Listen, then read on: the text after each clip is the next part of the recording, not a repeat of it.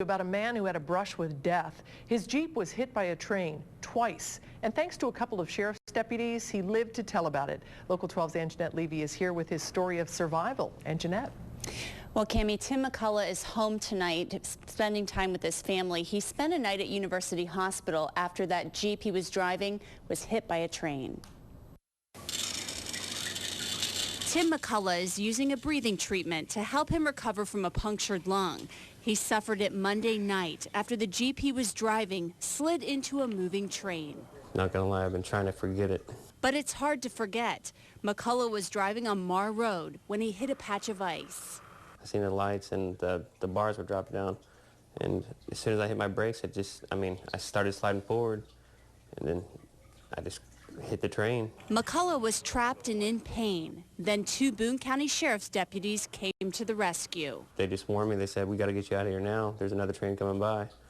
And next thing I know, they both yanked me up out of the car because we seen the lights of the train.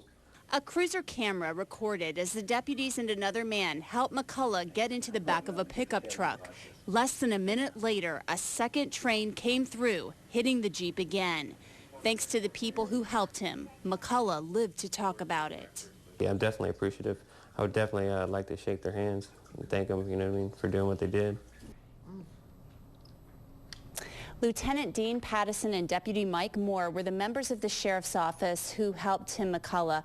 He says Deputy Moore has actually called him a couple of times and they've spoken since Moore actually had a near-death experience as well. Oh, wow. And I did want to mention that Tim also suffered not only that punctured lung but some broken ribs too. So he is in a tremendous amount of pain, as you can imagine. Wow, yeah, and Joe Webb did a story where he talked to Deputy Moore and Deputy Pattison, and they were both so humble and, didn't want to be called hero or anything like that. They just said, that's just our job.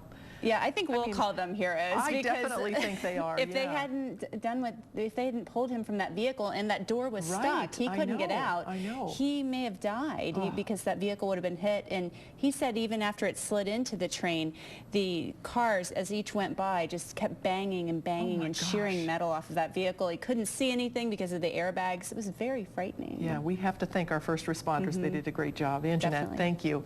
And the Jeep that Tim McCullough was driving was actually a loaner from a car dealership.